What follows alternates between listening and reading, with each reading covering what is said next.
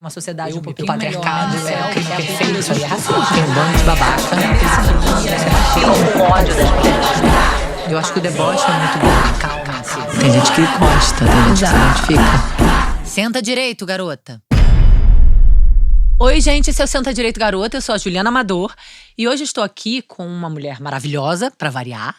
Paula Martini, especialista em tecnologia e sociedade desde 2006. Por aí, 2005. 7. Vamos lá. Gente, ela tem um currículo maravilhoso, incrível. Por favor, conte-me tudo. Paulinha, seja muito bem-vinda. Obrigada, Ju. Obrigada. Que bom estar aqui.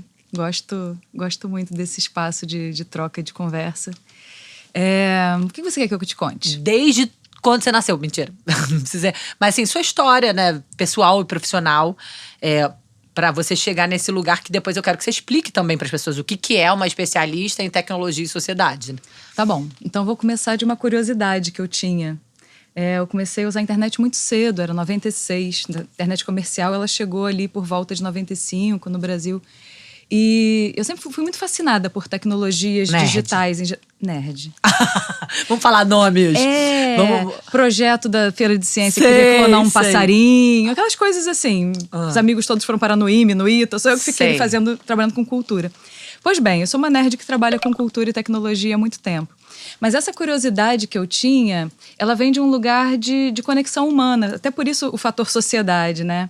Uhum. Eu lembro que eu sempre dormi muito tarde e tinha umas madrugadas que eu ficava na janela, assim, sei lá, 2 da manhã, com 13 anos de idade, olhando assim em volta. E aí tava olhando e não tinha ninguém para eu conversar. Eu tava com um tédio, que hoje a gente não tem mais o tédio, a gente vai falar um pouco sobre as telas que nos roubaram o tédio, né? Mas eu tava entediada e querendo, interagir, conversar, e não tinha ninguém. E ao longe eu via uma janela acesa, 2 da manhã. Eu falava, eu tô aqui, a pessoa tá ali. Quem é essa pessoa? Por que a gente não tá trocando uma ideia? E isso me deixava assim, como fazer para as pessoas se conectarem mesmo fora de um convívio interpessoal? Como é que eu vou conhecer gentes? Eu sou muito curiosa sobre pessoas. E aí corta pra 96, eu tô lá assistindo Gilberto Gil fazer sua primeira live. A primeira live brasileira foi o Gil que fez, né? Cantando pela internet. Aquela música em que ele fala... Eu não sabia, né? Criar meu website, fazer uma homepage. Sim. Eu lembrei dessa música ontem e isso traz Essa foi a primeira live no Brasil? Foi a primeira live. Ele foi fisicamente para a sede da Embratel, na Presidente Vargas, fazer a sua transmissão. E era um tempo de uma internet muito da bola de meia, assim, né? Uma internet de várzea. Sim. Em que existia esse olhar da janela. Aquela janela que eu tinha vontade de conhecer e que passei tantas noites, sei lá, no chat, no Mirk. Tem de tempo, né, gente? Tem algum tempo isso. E aí, essa internet, ela era muito... Como é que eu vou dizer assim? Muito naif. Era uma internet que acreditava... Né, nas possibilidades, numas riquezas interpessoais possíveis. Software livre, cultura livre. Acessar, né? Chegar a acessibilidade para as pessoas e tal. Então era um tempo muito gostoso de viver. E aí, todo esse tempo trabalhando com essa história, eu pude, ao longo desses... Mas você já trabalhava nessa época, não? Não, porque eu tinha 14 anos. Pois é. Mas com 18 eu comecei a trabalhar com isso. E agora eu tenho 42. Então faz desde sempre 1 milhão de anos. Desde sempre. Toda a minha... Que loucura. É uma grande vocação. E aí, com 16, você já usava bastante. Essa ferramenta já era muito familiar. Sim. É o que a gente chama, sei lá, de heavy user. A pessoa que usa muito. Sim. E sempre muito curiosa. Sempre muito interessada. Isso aí eu, por sorte, nunca perdi. Não quero perder nunca. Que é uma curiosidade sobre como as coisas existem, funcionam, como as pessoas existem e funcionam. E essa mediação pelas tecnologias digitais sempre se mostrou um espaço rico para isso. Então, então, sempre que eu comecei a trabalhar, desde sempre, eu fui para essa interseção. Como que as chamadas tecnologias da informação e comunicação podem servir de mediadores entre pessoas. Então, no fundo... Eu trabalho com pessoas o tempo todo, eu vivo pra isso, né? E é muito paradoxal, né? Porque a internet... muito. Hoje é. Hoje é? Hoje é. Não era nem sempre foi assim. Nem sempre foi assim. Eu gosto de lembrar isso. Não, eu também acho que a gente conhece isso. não é não é que sempre E foi. é importante conhecer a história, né? E por que chegamos nesse ponto de hoje, e como podemos usar sim. de uma forma saudável, que eu sei que isso é um tema pra você. Super. Porque do jeito que tá muito problemático. Muito. Tá Então, sério. e nós duas somos mães, a gente vai chegar, né? Não vamos Aham. pular. E aí, com 18 anos, você já começou a trabalhar com tecnologia e internet? Sim, desde sempre. Gente e o que foi do céu. interessante foi que sempre… tive agência de marketing digital quando… Eu não gostava de Gente, dizer que era agência de marketing Pois digital. é, Eu com falava que era 18 uma anos empresa eu não sabia, porque a gente é da Não, mesma… eu abri ela com 27. Ah, tá, porque com 18 anos a gente não conhecia nem Chamava esse nome. Martinica. E eu dizia que era uma empresa de comunicação digital. Aham. Porque pra mim é isso, é sobre as pessoas se comunicarem. Sobre comunicação para E- você. que é inclusive a carreira acadêmica que eu fiz também, né? Dentro fez de comunicação, sim. Enfim, é como que essas ferramentas, eu gosto de olhar para elas como ferramentas, elas mediam a relação humana, né? E como que elas influenciam. E a gente chegou num ponto hoje, que por isso que eu gosto de fazer essa memória, Sim. quando eu vou falar principalmente para públicos mais jovens, nem sempre a gente teve essa internet compartimentada dos aplicativos. Que você acorda, Acorda, abre o WhatsApp. Do WhatsApp você pula pro Gmail, do Gmail você pula pro Instagram, TikTok, pro Instagram, depois pro ChatGPT, depois pro… E aí você fica dentro de compartimentos que tem os seus donos, que tem suas bases de dados, que tem seus modelos de negócio. Não, aquela internet lá da bola de meia, ela tinha esse pressuposto, essa utopia de ser um espaço descentralizado, de multiplicidade de informação, de pessoas, Sim. diversidade. Você chegava lá com a sua curiosidade pessoal e pesquisava alguma coisa que fosse do seu interesse, genuinamente, né? Justo, sem um algoritmo Sem que alguém te mostrar, olha aqui, olha isso. supusesse o que você vai gostar, né? E tem sempre essa coisa, né? Você gosta porque o algoritmo te mostrou ou o algoritmo te mostrou porque você gosta? Ah, isso é muito maravilhoso. Pois é, a gente gosta do que a gente gosta… Pois é. Porque a gente gosta, ou porque não fomos apresentados a outras Acho que coisas. a gente tinha que ter usado o alterador de consciência pra essa conversa. Mas é maravilhoso, porque é filosofia, é uma coisa, né? Eu não tenho como não falar de filosofia quando eu vou falar com as pessoas sobre isso, porque é isso, se a gente só é apresentado a um repertório específico, Sim. isso vai modular a nossa existência na vida. Na vida. Né? E aí inclusive, hoje… a escolha de ser mãe, né? A gente fala muito Justo, sobre maternidade justo. compulsória. Claro. Será que todas as mulheres realmente gostariam de ser mães? Ou a gente nunca vislumbrou um modelo diferente? Pois é. Né? A gente fala, é preciso sempre falar sobre isso. É muito importante. As escolhas são… E aí, na nossa geração e a geração que vem um pouco depois, essa mediação, essa informação de repertório, seja todas as mulheres devem ser mães, ou seja, você vai gostar desse filme aqui, isso vinha a partir de uma curadoria humana. No momento em que essa curadoria passa para os algoritmos, a gente, primeiro, entra dentro de uma bolha informacional, porque se aquela plataforma funciona, se ela ganha dinheiro a partir da captura da gente, porque a gente é um produto valioso a ser vendido para os anunciantes, ela quer que a gente não saia. Não sai. Ninguém sai de um… Quer dizer, ninguém gosta de ficar em um lugar desconfortável, em que você é apresentado para o estranho, em que você é apresentado para o desconfortável. A gente quer um espaço fofinho, quentinho e que nos acolha. Então, a partir desses ganchos da psicologia comportamental, as ferramentas, as plataformas, elas modulam a nossa experiência lá dentro para a gente só se deparar Viver com na o bolha. que nos dá conforto. O que nos dá conforto é o que a gente já conhece.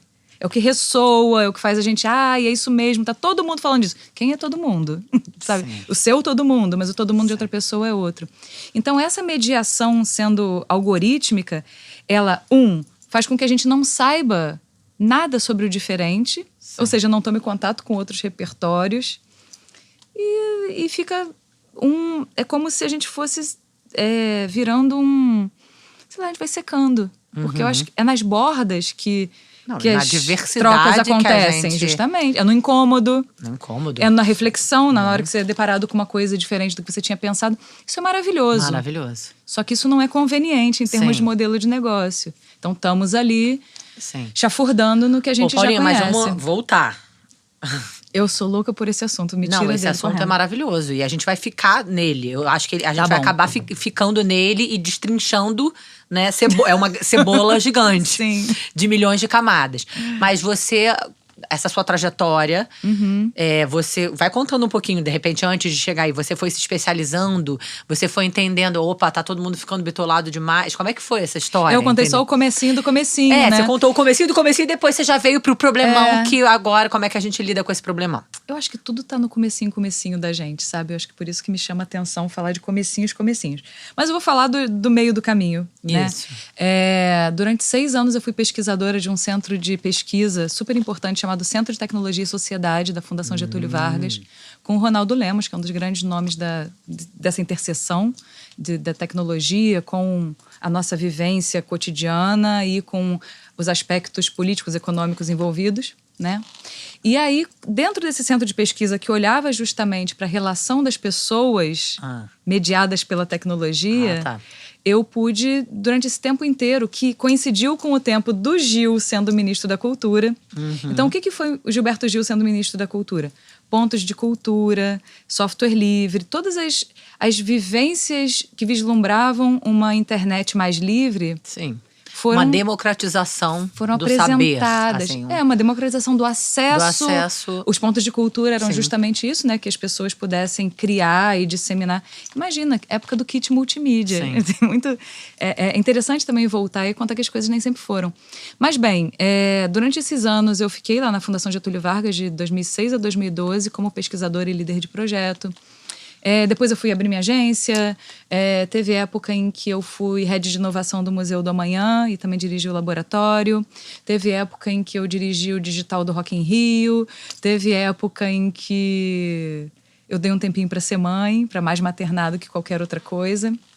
Hoje é uma carreira que eu toco em paralelo as duas.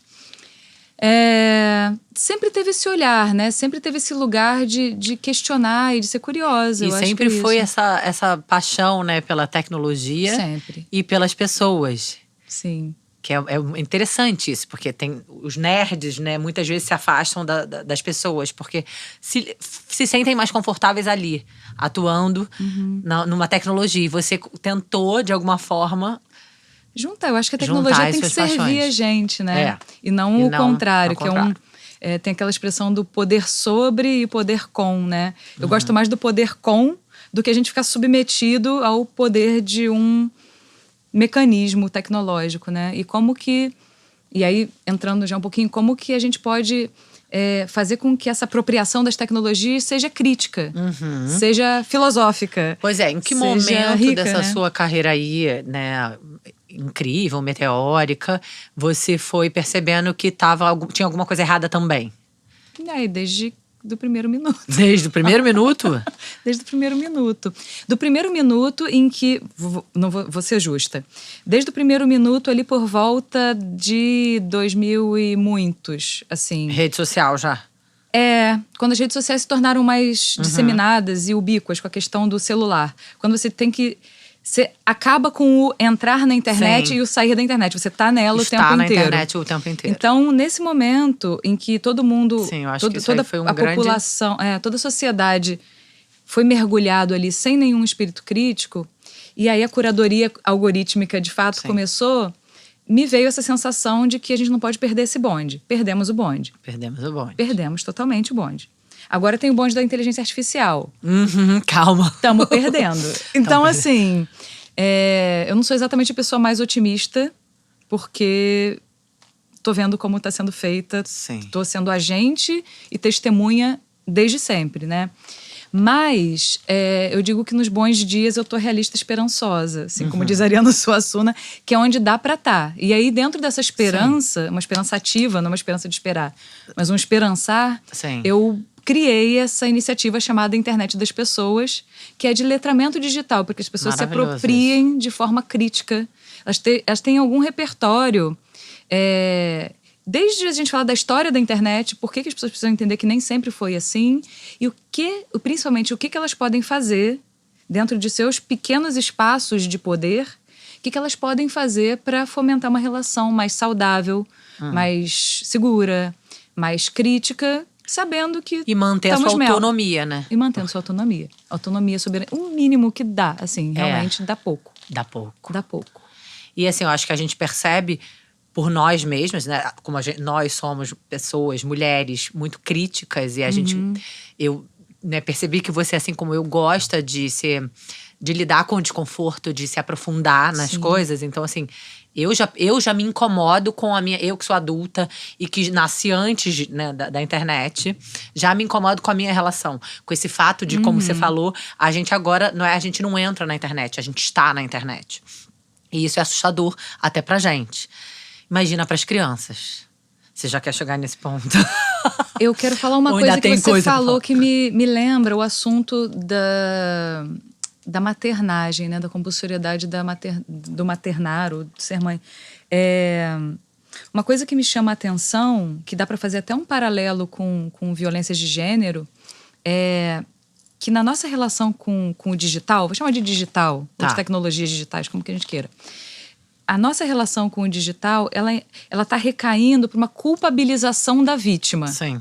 O problema é você não é que o sistema. não consegue se conter. Imagina, o celular tá na sua frente, por que você vai usar? É absurdo. Você vai usar porque tem um mecanismo de psicologia comportamental que vai te causar desejos e te trazer cataratas de dopamina. A gente tá falando aqui de conexões químicas, né? A gente tá falando de… depois você pode falar um pouquinho disso, que é interessante. Sim.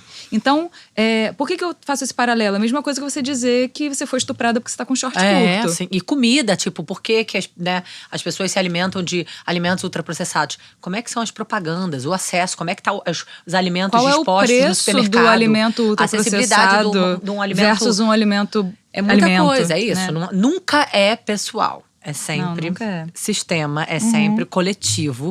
Por isso que eu sempre falo, é política pública. Não dá pra levar pro pessoal… Nunca. Quando a gente fala de tudo. Quando a gente fala de amamentação, de parto, de política, tudo. É coletivo. Senão fica todo mundo magoado, sabe? Lógico. E assim, e aí a gente não consegue debater. Anda em paralelo. É a gente se educar, Sim, se letrar. Óbvio, isso aí. Entender como funciona, E eu amei crítico. essa que você coloca, né? Que você é uma pessoa que é uma referência de letramento digital. Porque a gente fala muito de letramento racial, letramento social, letramento sobre feminismo. E é isso, a gente precisa de letramento digital também. Nossa, urgente. Assim, a gente está em 2024. As escolas estão se debatendo. Pois é. Como você consegue dar uma aula interessante se você tem vídeos curtos de 15 segundos bombardeando a cabeça dessas mesmas pessoas com descargas de dopamina? Tem um livro muito interessante chamado Nação Dopamina, que trata justamente disso. Eu vou falar desse livro. Esse livro é muito interessante porque a gente está num ponto em que a nossa sociedade ela está, de fato, se transformando. Assim…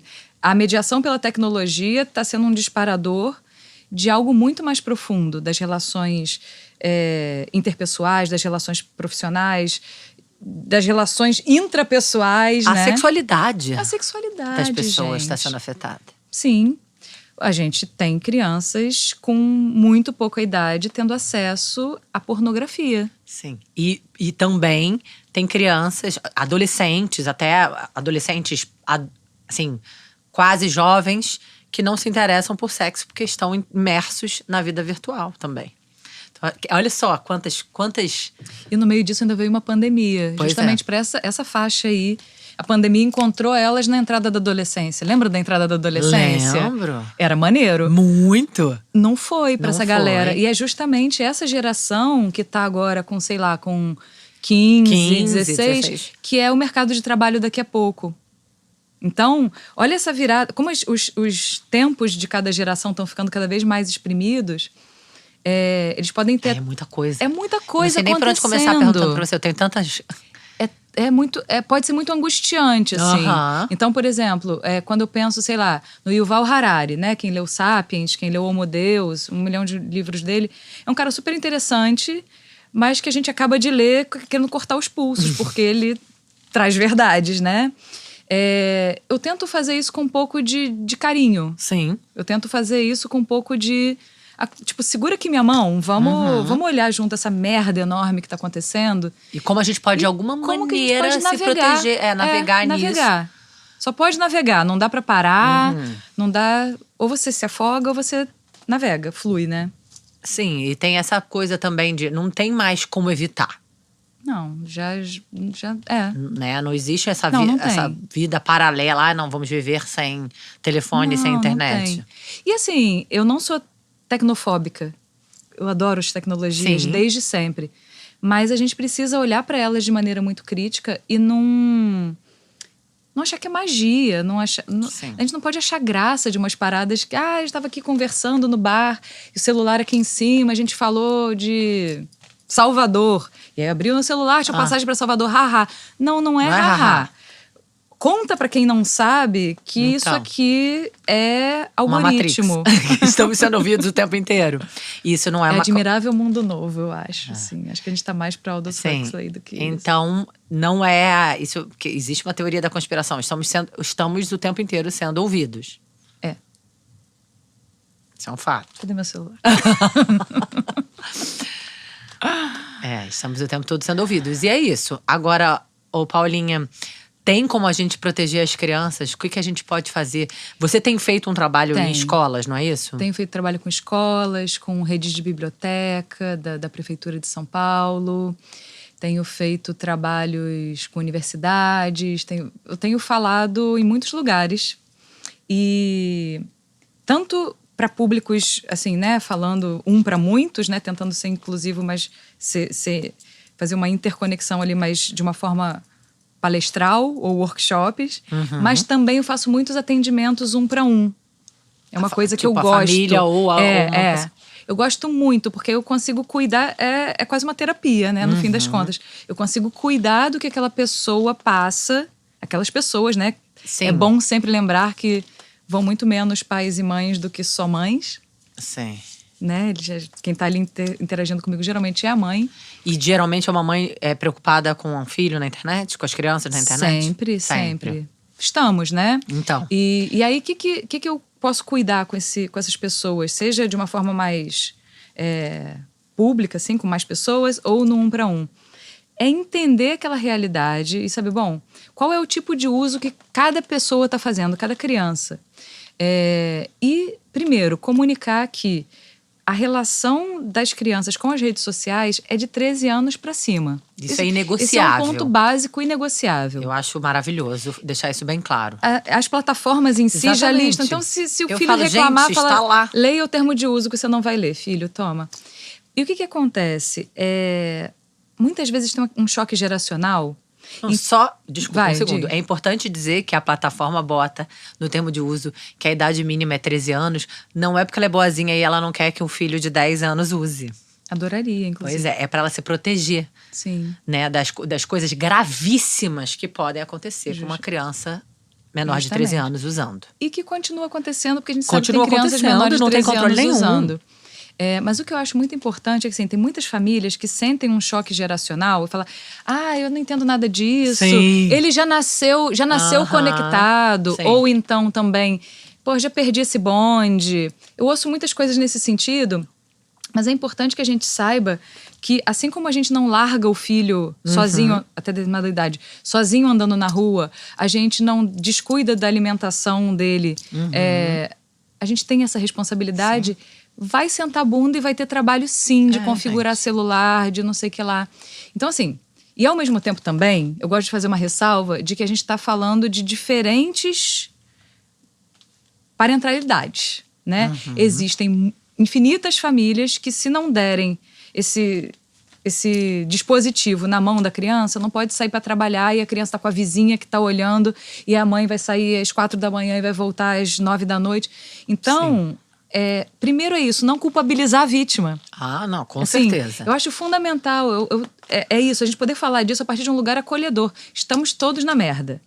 Como que a gente pode cuidar para que essas pessoas, primeiro, não se sintam muito culpadas, porque assim, já mandou mal, todo mundo já mandou mal o tempo inteiro. Olha daqui para frente, o que a gente consegue fazer? Mas, cara, é muito engraçado, porque volta e meia os assuntos são completamente diferentes e a gente cai nesse dilema. De falar a verdade, as pessoas ficarem magoadas e levarem pro pessoal. É isso, por isso que eu tava tentando te cutucar. Gente, não importa. A gente precisa falar a verdade. Mas eu tô muito ofendida porque… Tem a caso dessa mulher que sai às 4 horas da manhã e deixa com a vizinha, que não sei o quê. E tem o caso das famílias que simplesmente não estão afim. Não estão afim. Não estão afim. Porque é uma ferramenta muito fácil. É muito fácil sair pra jantar, não querer ouvir uma criança falando e entregar um aparelho. Porque não quer desenhar, não quer conversar, não quer interagir. Numa viagem de carro. Eu me lembro das minhas viagens de carro. Então eu falo sempre pras minhas filhas, vamos cantar, vamos olhar quantas vacas você encontrou. Vamos passar tédio. Exatamente. Não, Passar tédio eu falo sempre. Mas eu ainda tento, né, apresentar para elas um repertório de coisas que eu fazia dentro desse meu tédio. Que me lembro até hoje. Ou seja, por conta dessa grande… eu fico com muito medo do esvaziamento das pautas, entendeu? Sabe aquela coisa do liberalismo? Ai, não, coitada, não vamos culpabilizar as mães, não vamos culpabilizar as famílias. E por conta disso fica todo mundo pisando em ovos e não falamos a verdade. Temos um problema gravíssimo que está acontecendo. Somos adultos, precisamos falar sobre isso. Adolescentes estão em depressão. Sim. Muitos adolescentes estão em depressão. Eu nunca vi tantas histórias escabrosas de adolescentes, como você falou, dessa idade aí de 15 anos, que eu acho que pegou, né? Viveram a pandemia, entraram na adolescência dessa forma desastrosa. Então, assim, estamos vivendo algo gravíssimo. Então, não dá pra ficar… Ai, gente, sou muito cansada. Foda-se, entrega o celular pra essa criança. Gente, é exaustivo. Criar ser humano cansa.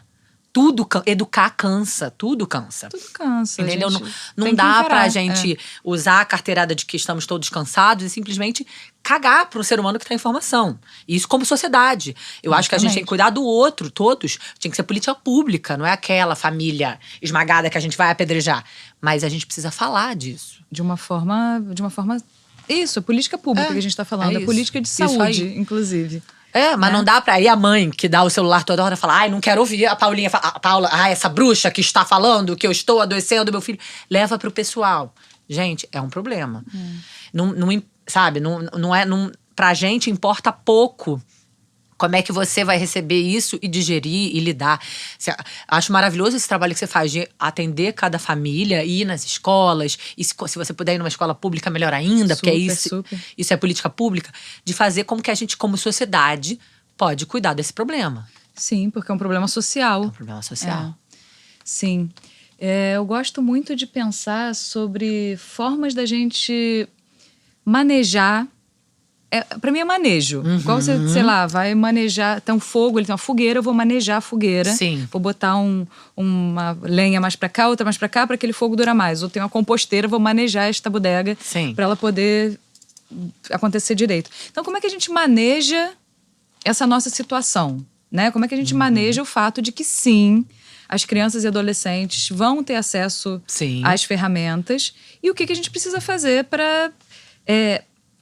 tornar aquele espaço, aquele dispositivo, um lugar menos ruim para aquela criança, menos prejudicial. Menos prejudicial. Justamente. Então, sim, existem controles parentais que estão se desenvolvendo, ainda bem, finalmente, 2024. É até bastante recente, mas assim, existem guias, e aí eu posso deixar com você também alguns links e tal. Mas tem alguns mandamentos, assim, que você leva, sabe? Que você possa dizer aqui já. Primeira questão, combinados. Combinados. E aí, não combinados, vai… você diz tempo de tela? Qualidade e quantidade. Você está falando de quantidade, eu falo também de combinados de qualidade. Mas isso só vai acontecer se já existe um diálogo na família. Claro. Você nunca teve nenhum diálogo com a criança. E de repente chegou… Não vai aí, colar. né, Paulinha, é muito doido. Porque aí você vê que é um problema muito mais complexo. É muito mais complexo. O problema não é a tecnologia. O problema é a falta de comunicação na família, né? Justo. Só que aí, isso sempre aconteceu. Sempre aconteceu. Geracionalmente até mais. Só que não existia esse risco dentro de casa, dentro do bolso, né? Então, sim, combinados. Uma coisa que funciona muito bem é avisar com antecedência. Falar especificamente de quantidade de tempo. Tempo de tela. Olha só, vamos combinar aqui, então, 45 minutos. Aí a criança, 1 hora. Não, 50. Negocia. A gente não negocia tudo na vida? Sim. Negocia. No que negociou, avisa um pouco antes. Botamos o timer aqui, né? Sim. Faltam 10 minutos. Ninguém gosta de ter isso aqui arrancado. Ninguém Você tá vendo um negócio… Não pode. Assim, isso é desrespeitoso quase. É violento, né? É violento. Então, você poder ter essa conversa… Paulinha, só uma dúvida. Vai lá. telas, inclui televisão também, não? Sim, sim.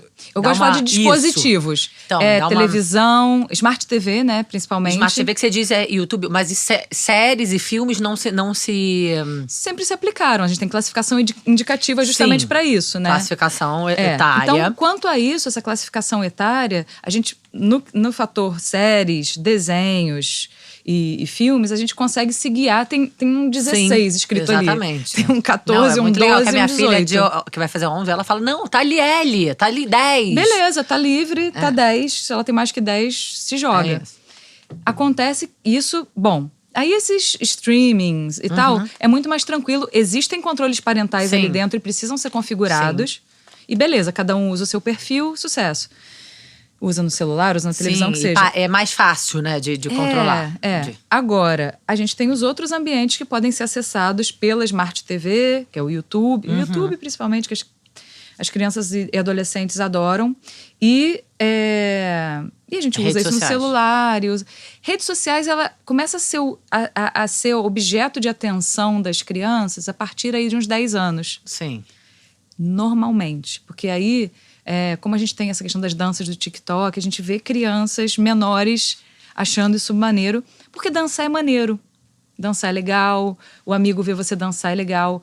Só que a noção de que quem tá te olhando não é seu amigo é muito importante. Isso é noção básica, é conversa básica. Assim como a gente tem conversas de cuidado, de letramento sexual com a criança, né? E aí a gente começa a ver umas pessoas em estado de criança e adolescente largadas, como por exemplo, seu filho tem rede social mesmo não podendo? Ele tem menos de 13 anos e tem? Beleza, tá bom, beleza, tem. Não é pra ter, mas essa tem. é a primeira conversa. Digamos, você chegou numa família…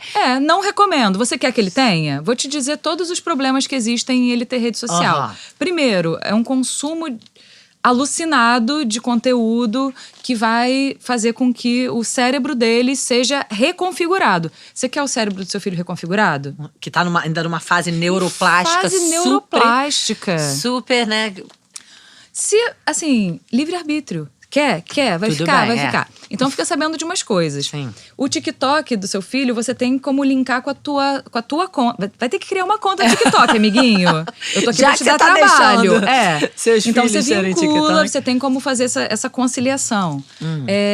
Outra coisa, tem rede social, quem tá seguindo… Já olhou todas as pessoas que seguem seus filhos? Seu filho?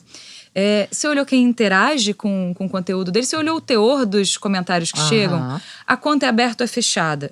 O TikTok, prioritariamente, menores de… acho que 13 anos… Não, menor de 13 não pode. Menores de 16 anos tem conta que já começa fechada. Então, você tem que aprovar. Mas qual o critério das crianças aprovarem quem é o amigo? Amigo é todo mundo. Né? Tem aquela coisa de dizer, não, e fica o feliz, amiguinho, sabe, no parquinho, vai aqui pro amiguinho. Não é meu amiguinho não, cara, é só outra criança. Nem conheço, criança chata. Então assim, também é isso, generalizar, tornar as crianças uma massa. Não, são pessoas em estado de criança. Então assim, se a família me traz a realidade, eu consigo ajudar ela a manejar. Eu abro com ela os controles parentais, mostro. Mas sempre com a visão de que aquilo ali é uma ferramenta. E que o mais importante desse letramento é dar a noção da criança, pra criança, de como que funciona esta bodega aqui atrás. O que tem dentro dessa caixa preta? Por que quando você está assistindo um vídeo vai aparecer um outro parecido igual? Parecido na sequência? Por que quando você está fazendo tal ação, outra acontece? Aí você começa a ensinar sobre algoritmo, sem falar a palavra algoritmo. Que pra eles é um palavrão, né? A menos que seja uma criança nerd, vai gostar disso. Já sabe. Primeira palavra que ela falou. Tem um livro muito bom, aliás, que eu recomendo, recém-lançado. Se chama Algoritmos, de Nina da Hora, cientista da computação incrível. Amiga querida, tá nessa trincheira há muito tempo junto comigo. Mas é um livro pra todos, até não nerds. Desse tamaninho, super acessível. Que legal. Como ela diz, é leitura de metrô, leitura de trem, é leitura de trânsito, que vai trazer uma noção muito acessível para que as pessoas entendam bem o que é esse ente mítico. Não, uma entidade quase. O algoritmo.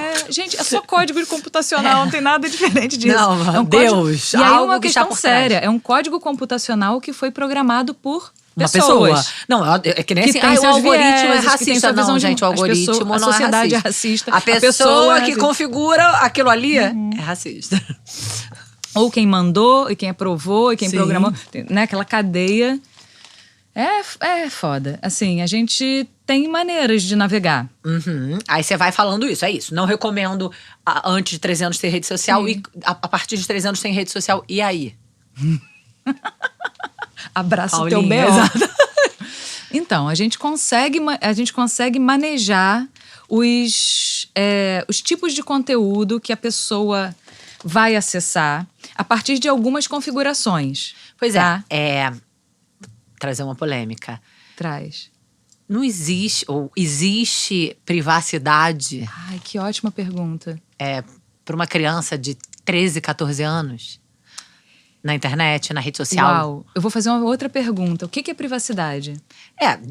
Alegam, eu já vi pessoas alegando que seria uma invasão de privacidade os pais checarem o que aquela pré-adolescente, né? 13, 14 anos. Ótimo ponto. Está vendo, ou fazendo, ou conversando.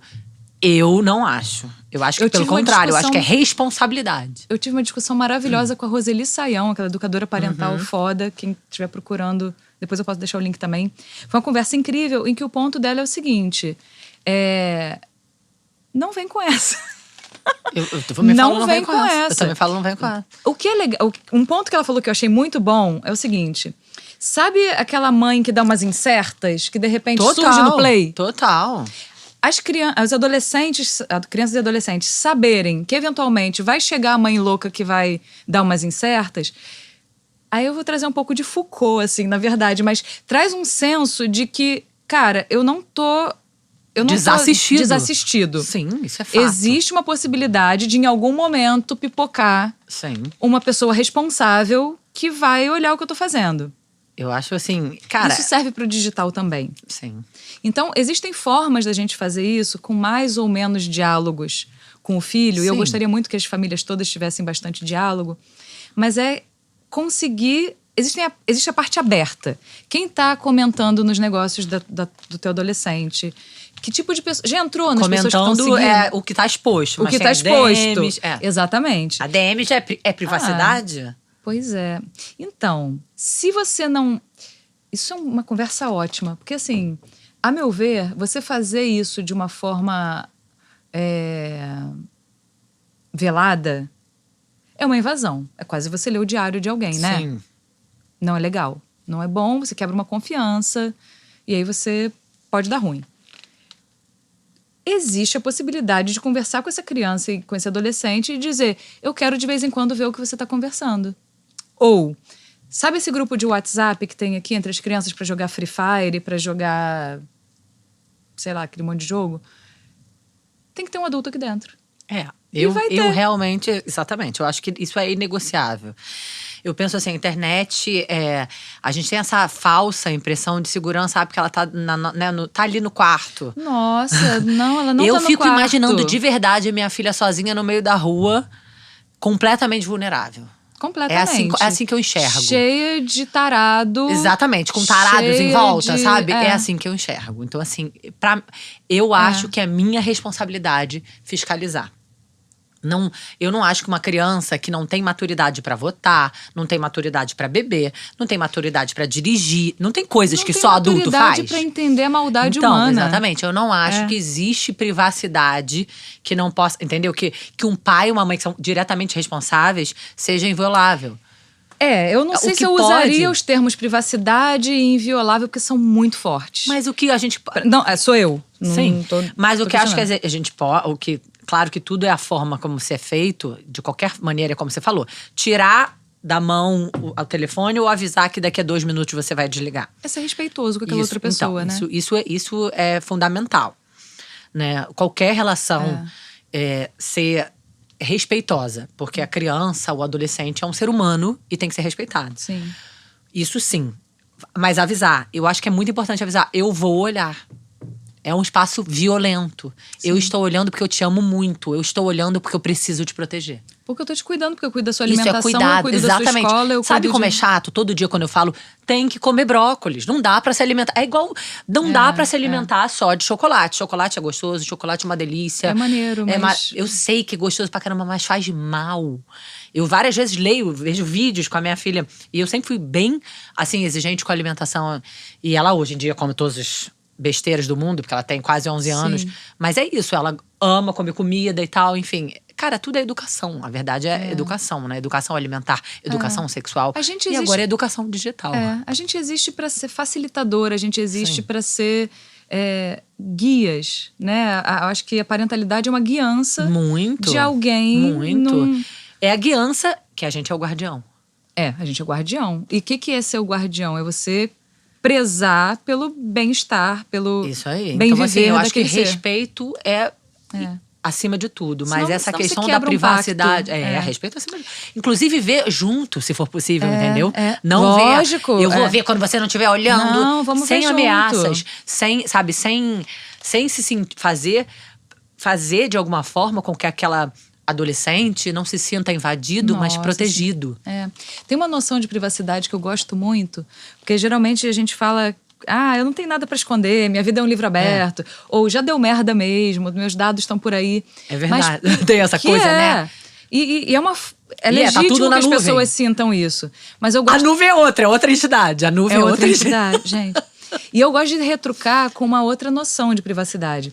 A privacidade, ela dialoga com o nosso direito de escolher o que a gente pode mostrar, o que a gente quer mostrar, para quem e em que momento. Sim. Não é assim na nossa vida usual? A gente não escolhe o que a gente quer mostrar, em que momento e para quem?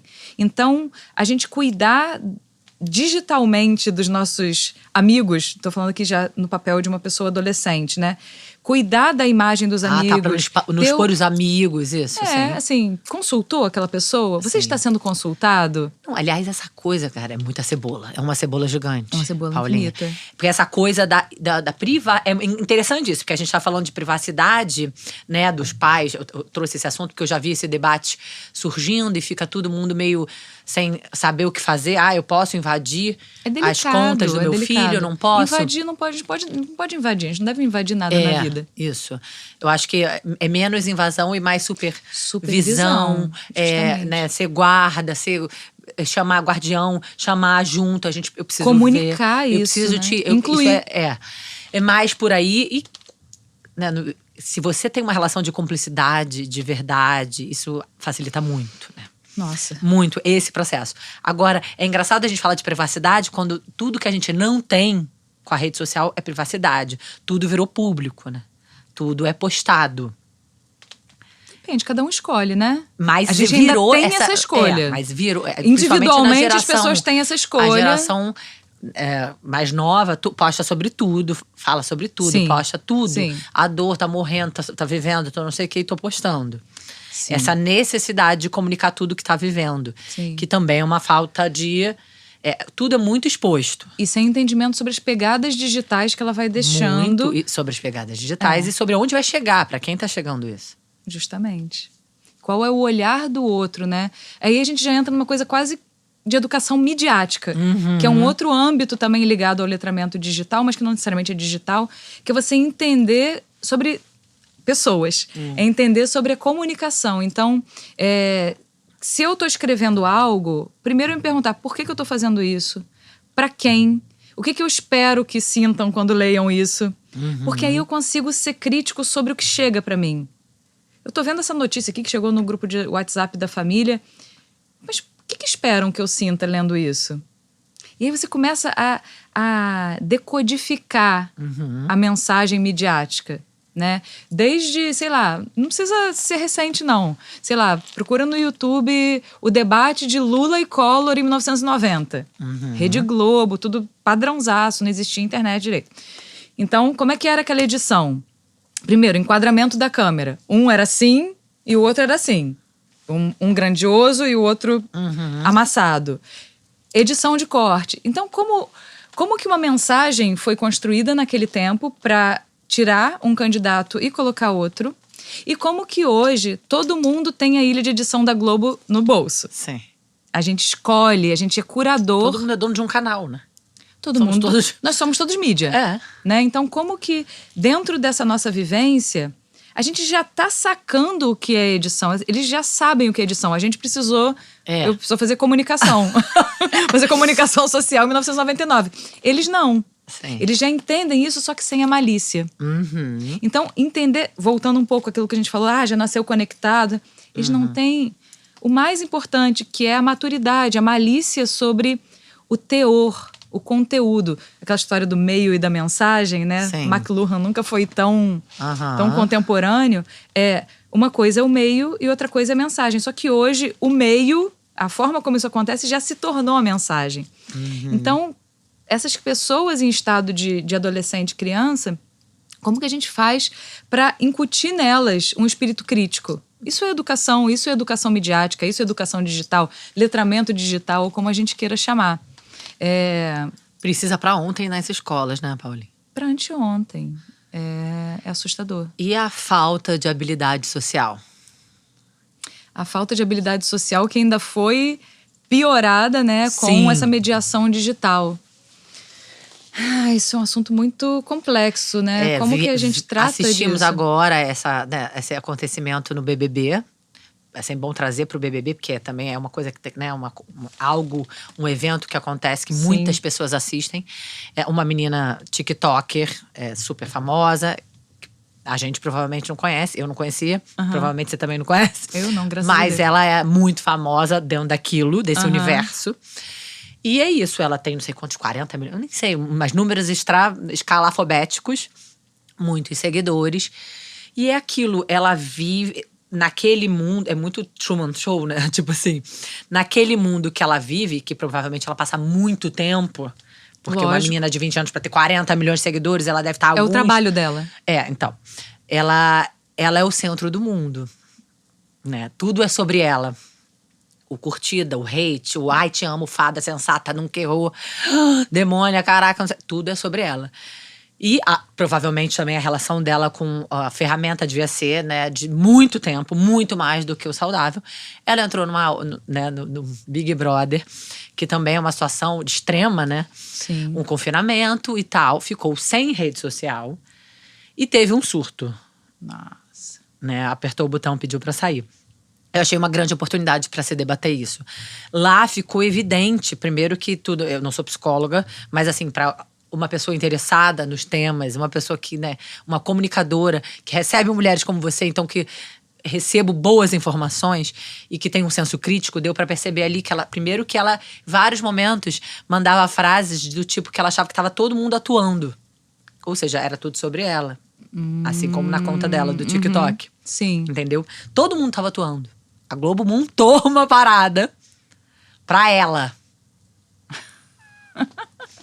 Isso é muito assustador, né? Uma menina de 22 anos. E aí ela falava, ela começou a delirar, né? E ter manias de perseguição e tal, não sei o quê. Até que ela saiu e foi maravilhoso isso pra saúde mental dela. Sim, com certeza. Saiu e tá se cuidando, espero que ela fique bem. Mas isso é assustador. Porque você começa a se relacionar a partir daí, né? As pessoas estão todas para você. E que adolescente não acha que o mundo inteiro existe só pra ele? A priori, os adolescentes de todos os tempos sempre acharam, mas sempre eles estavam Você inseridos. achou, eu achei, todo mundo achava. Mas a gente estava inserida num contexto que a gente era confrontado com isso o tempo Justamente. inteiro. Aí o tempo agora, inteiro. o que acontece agora com os ambientes de rede social? De fato, o mundo está em volta de você. O seu umbigo é o oposto, porque o que acontecia? Na adolescência a gente achava que era tudo sobre a gente. E aí a gente vivia nas nossas relações pessoais que não. Que tinha outra. E era assim, né? O grande amadurecimento, que é aquela coisa fascinante. Tem gente que chega aos 40 anos sem nem perceber isso. Mas a gente presume, que a gente vai entendendo. Né, uma pessoa saudável, que era isso. Você ia entendendo que o mundo não, né, girava em torno de você. Sim. E que tinha o outro, e que legal, e a relação, e o outro que gostava de você, o outro que não gosta, e o outro… E você aprende. E aí fica muito rico conviver. Sim. Né? Agora, quando você… Todo o seu tempo… né, é ali focado, onde você é único. Que tudo é em volta, né, do que... Tudo é em volta de você e tecnicamente é feito para te mimar. Exatamente. Para você... Economia da atenção, né? Que a gente falou aqui agora há pouco. Não é porque tá economizando a atenção de ninguém, não. Porque tem muito dinheiro envolvido na venda da atenção da gente. Então, é aquela história. A pessoa vai ficar ali se sentindo quentinha. Curtida. Recebendo... Curtida o tempo inteiro. Você é curtida. Porque são necessidades humanas estruturais, básicas. Eu amo. A gente não falou aqui? Eu vim aqui pra te dar carinho, pra te olhar no olho, pra te ouvir. Todo mundo quer. Todo mundo quer. Muita gente já deve ter visto, vocês que estão aqui assistindo essa bonita conversa, O Dilema das Redes. Sim. Né, na Netflix. Eu adorei quando saiu, porque era 2020. E trouxe pra baila coisas que eu vinha falando do meu jeito, e ali falou uma frase que eu adoro, que é quando o serviço é de graça, o produto é você. Sim. Foi o lugar em que muitas pessoas tomaram contato com esse uau. Foi grande. Foi muito chocante. Foi. Ainda assim, a gente tá falando de uma bolha específica. Muita gente não tem acesso a essa informação e nem assistiu e nem vai assistir esse filme. Então, pelo fato de estar todo mundo ali dentro de ferramentas... Por que eu me lembrei do filme? Porque ele fala de um laboratório de Stanford, que é onde estudam todos os C-levels do Vale do Silício. E que ninguém dá celular pro filho, muito engraçado. Onde ninguém dá celular pro filho. E aí todos esse laboratório de pesquisa, do mesmo jeito que eu trabalhei num laboratório, lá tem vários, e tinha o laboratório de... Como é que era a mesma história? Ai, não me lembro. Quase uma coerção. Como que você tinha um laboratório feito para ensinar a fazer um direcionamento das escolhas do usuário. Que, na verdade, é um pouco daquele assunto que a gente falou. O que eu gosto é o que eu gosto. Justamente. Ou o que eu... Aquilo que está sendo apresentado para mim, eu comecei a achar o máximo. E aí mudou o nome para design comportamental, porque é mais bonito. Mas é isso, tá fazendo design de comportamento. Nossa, design de comportamento. Tá te manipulando. Tá comendo seu cérebro. Aí a gente chama de design de comportamento.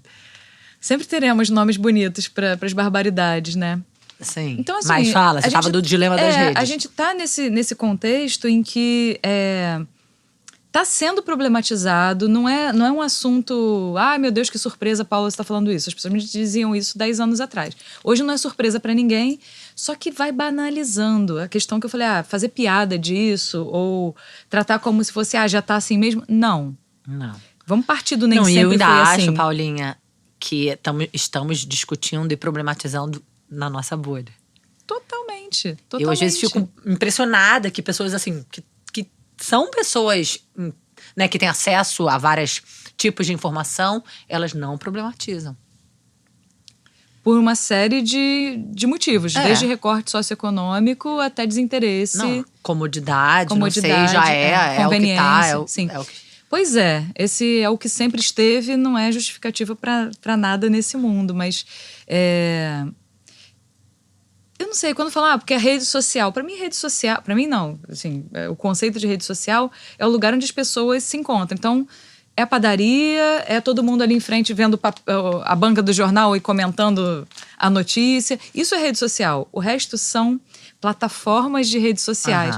Fazer essa distinção e saber que aquilo ali não é o espaço de você encontrar seus amigos... Quer dizer, isso já até se perdeu, porque a gente tem aí uma curadoria algorítmica, por exemplo, do TikTok... muito focada em conteúdo e extremamente direcionada menos para interação, tipo, eu te sigo e você me segue. Não, eu sigo tipos de conteúdo e esse conteúdo chega a mim. Despessoaliza mais ainda. Despessoaliza. Você está seguindo tipos de conteúdo. Nem vou falar agora de inteligência artificial, que essa criação do conteúdo vai ser customizada na última vírgula para tudo que a gente já está querendo. Que medo. Que preguiça. Mas aí, o que eu acho importante a gente falar...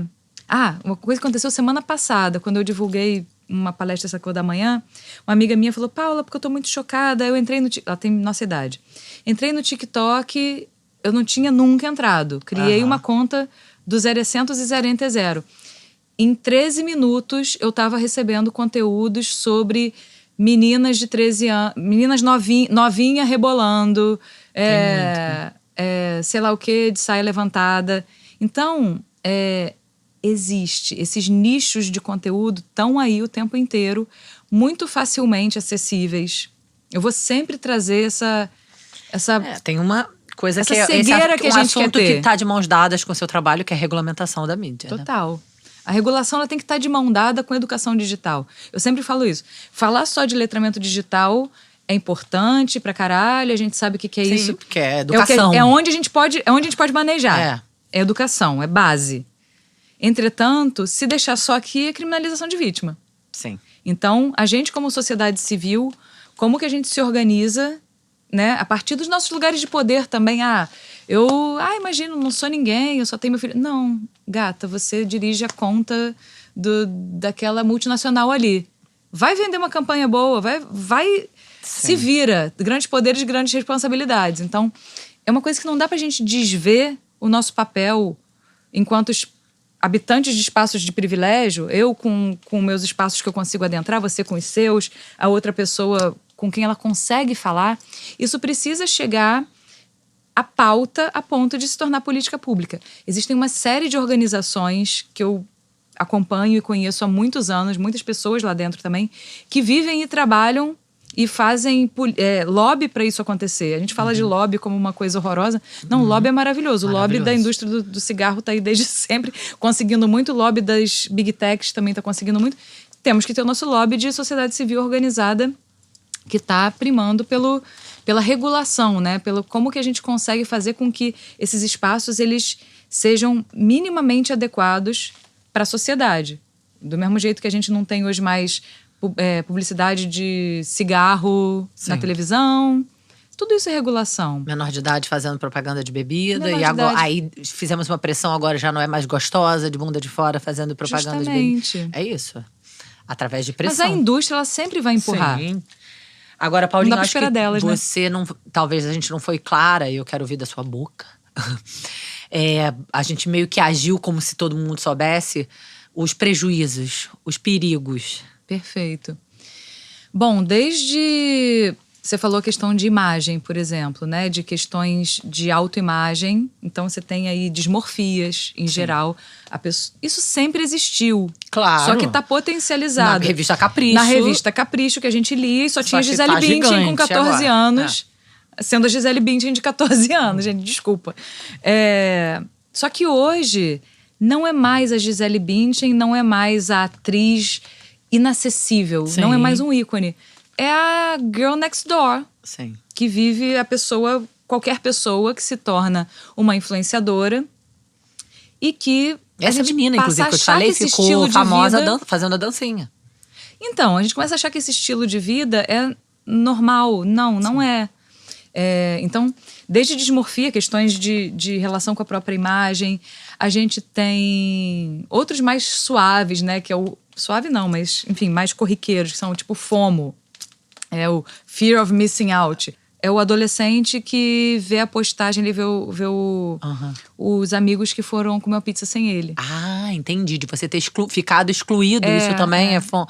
não sabia. É você ver outras coisas que estão acontecendo e que você não está participou. participando. Entendi. É o medo de perder. É o medo de ficar de fora. Nomofobia, que é uma outra fobia de você ficar sem celular.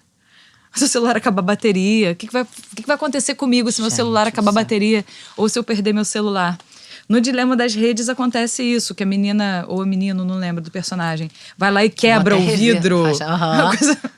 É engraçado, tem várias meio críticas. meio o Dilema das Redes é um brega, docudrama, brega e tal. E super Mas compartimentado. como porta de entrada no debate, super. tá ótimo, vale a pena. Ótimo. A gente precisa saber que aquilo é um recorte socioeconômico também, enfim. Mas é uma porta de entrada e tá lá o garoto que ficou sem o celular e quebra o vidro, o pote de biscoito. Na novela, eu nem vi a novela, mas eu sei que foi abordado um menino viciado em jogo, que os pais desligaram a internet e ele teve um acesso de fúria. Então, como que a gente lida com adicção? Porque isso é adicção, né? Então vem todo um repertório de saúde mental que… E aí, vai botar a pessoa numa clínica para se recuperar. Existem clínicas ligadas ao vício de telas. Né? Já existe. Na UFRJ, o UFRJ tem ambientes de pesquisa e pesquisa ativa sobre isso.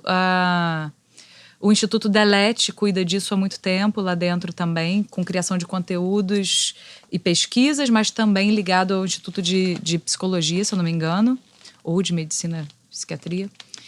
A gente tá falando de adicção. Sim. A gente vai tratar Age disso no nessa sistema ordem. nervoso central É sistema como uma nervoso, droga. a gente tem esse neurotransmissor sendo... É o neurotransmissor do prazer, do se sentir acolhido, que é a Mas dopamina. ao prazer e depressão, né? Porque aí você tira o item que dá vício. Mas mesmo quem tá o tempo inteiro na tela fica deprimido. Sim, porque você fica sempre querendo mais, né? E aí quando alguém chega e fala, não tem mais, o que acontece? Primeiro, o seu organismo começa a se entrar em curto. Depois, como que você reverte como você lida como adolescente ou criança, principalmente, ou adulto, com esse curto? Você vai criar uma relação de embate com quem tirou o seu vício. Tem uma série de coisas que resvalam em outras formas de vício. Não tem novidade nenhuma aí, na verdade. A novidade é que esse vício, ele tá solto.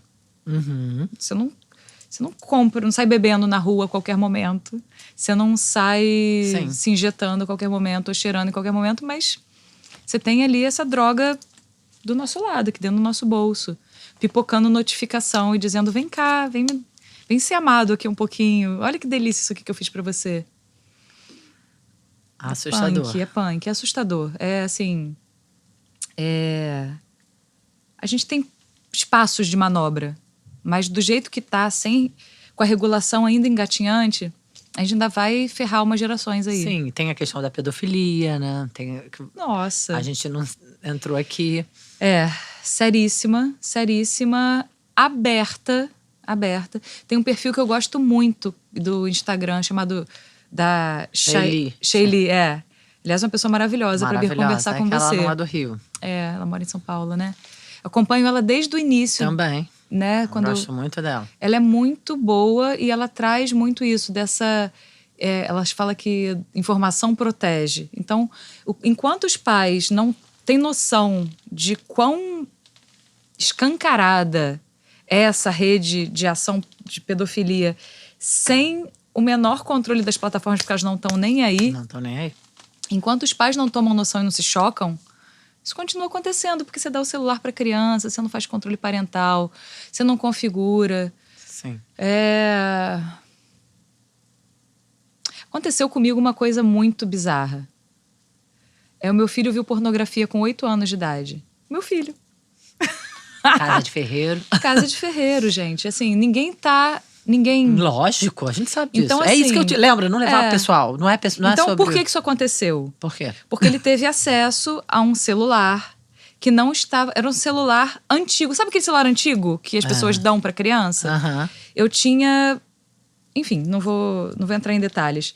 Mas deixaram ele ter acesso a um celular que, mesmo que eu tivesse falado todas as orientações que precisavam ser faladas, não foram feitas. E ele estava manejando o celular, que era antigo, de um homem de 45 anos.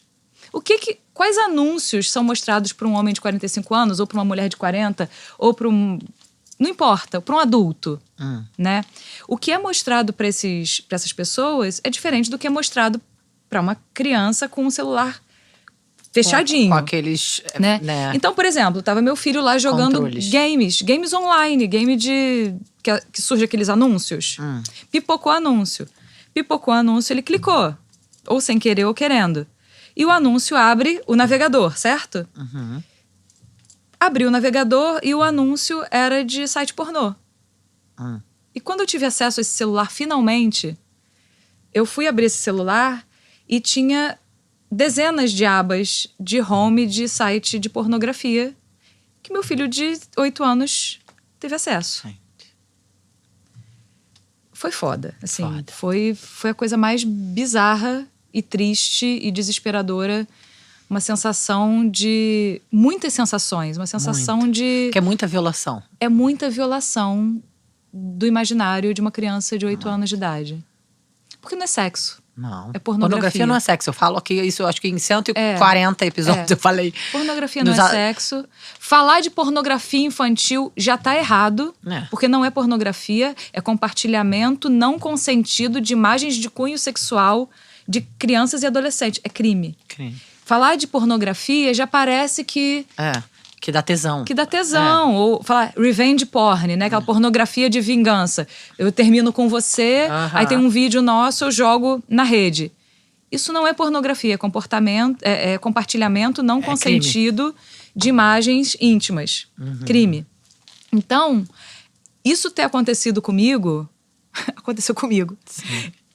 Isso acontece o tempo inteiro. E ele te contou ou você que pegou? Não. No dia que eu peguei esse celular, esse celular nunca vinha pra minha casa.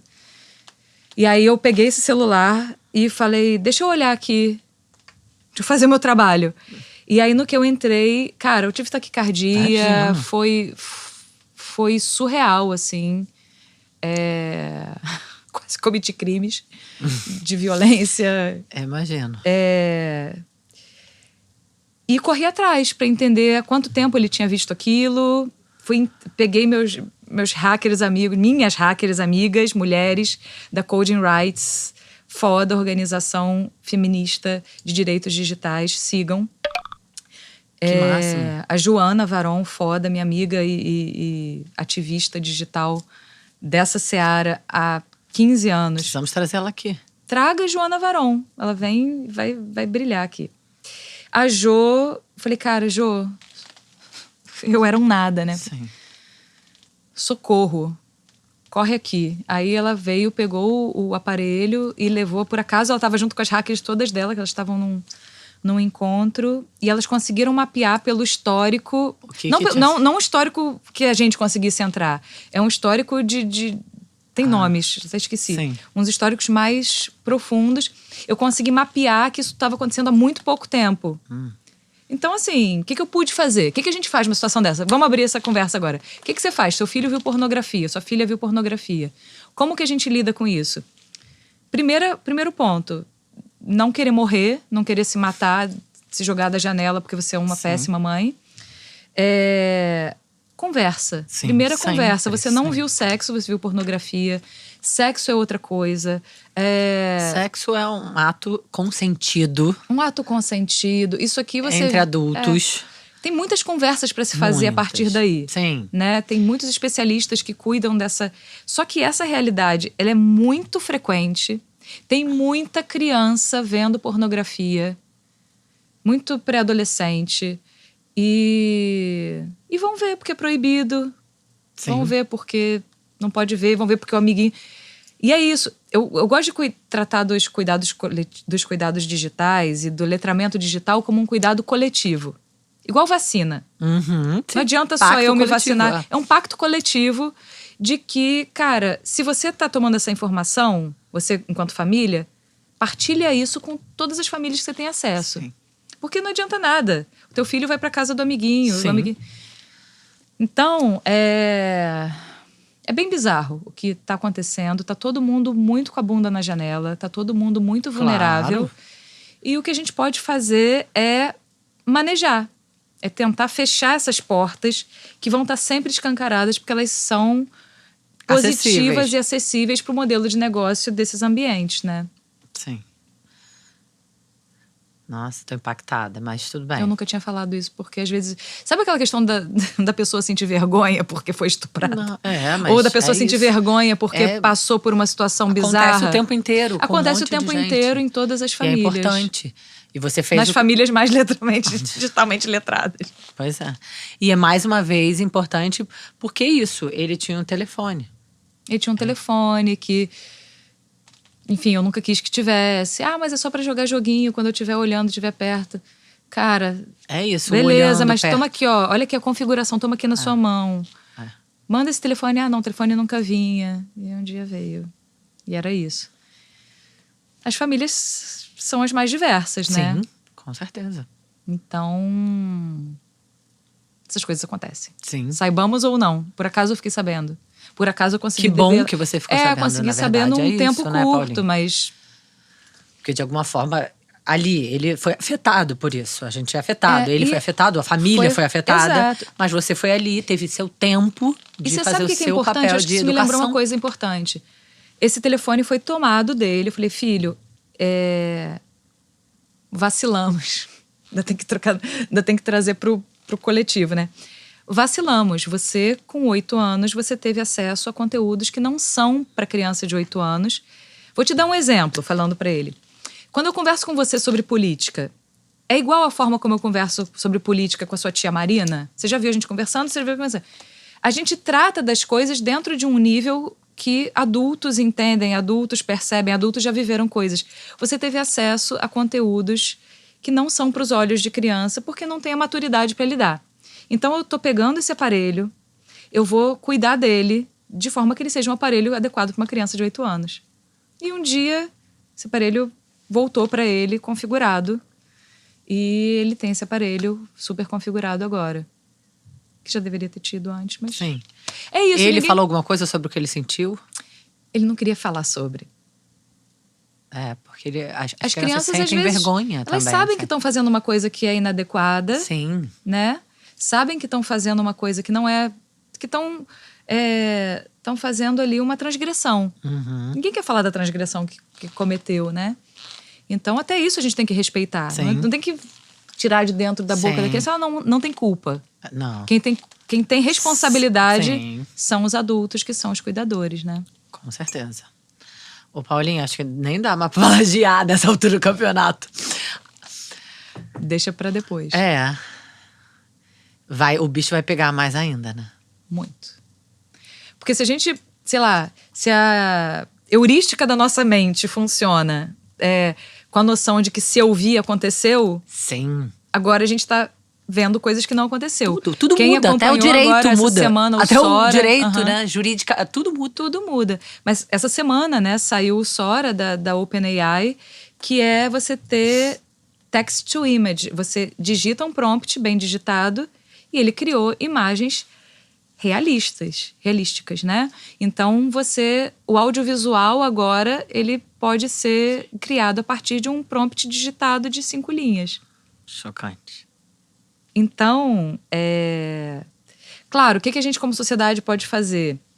As ferramentas estão vendo formas de etiquetar os conteúdos. Saiba, isso foi feito com inteligência artificial. Já é alguma coisa. Outras ferramentas estão cuidando das eleições que estão vindo. Sim. Como que a gente pode deter as deepfakes e fake news. Mas isso é um outro assunto, que é desinformação, mas que é educação midiática. Sim. A gente tá pronto para fazer as boas perguntas pro conteúdo que chega na gente. Tipo, por que eu tô vendo isso? Por que isso chegou a mim? Por que quem criou esse conteúdo quer que eu sinta? Mas esse lance do nem tudo que eu estou vendo é verdade, aí já é um buraco mais profundo, né? Nossa. De desconstrução. De desconstrução. Por isso que eu falei, a sociedade, ela tá numa virada muito importante agora, assim. Tem gente que faz correlação com a criação da internet comercial ali nos anos 90. Eu penso de outro jeito e corroboro com o que o Silvio Meira fala. A gente está falando aqui de uma transformação que reporta Gutenberg e prensas de tipos móveis. É uma nova noção de criação e difusão de informação e conhecimento, sabe? A gente vai passar por isso. Com essa nos despedimos. Sobrevivemos. Sobrevivamos. É isso, né, Paulinha? Tem jeito de manejinhos possíveis. Eu acho que assim, a sociedade como um todo vai ter que criar formas, né? A gente fala muito da regulação, formas de controlar isso tudo. A gente tá no meio... E a gente, mulheres como você, entendendo como é que a gente faz para proteger as nossas famílias e proteger a sociedade, educar a sociedade. Hoje a gente tá surfando essa pororoca do jeito que dá. Aí. Mas a ideia é que a gente se reorganize, se regule enquanto sociedade e avance para um lugar mais centrado no humano. Sim. Né? Obrigada, Paulinha. Lançamos uma bomba atômica. Beijo, gente. E beijo. Bem. Beijo, não me liguem. Caramba, obrigada pelo seu trabalho. Mentira, liguem sim, eu tô aqui pra isso, assim. Sabe aquele passarinho que leva a aguinha no biquinho jogando no incêndio? Tô fazendo isso e cada pessoa que eu consigo perceber uma virada. Muito importante. Se tem 300 pessoas assistindo uma palestra, se eu vejo uma pessoa com cara de já ganhei meu dia, importante. É isso. Vamos. Obrigada. Que vamos. Adorei te conhecer, adorei que você veio aqui, tá? Obrigada Estamos por esse juntas. convite lindo. Beijo, Força. gente. Valeu.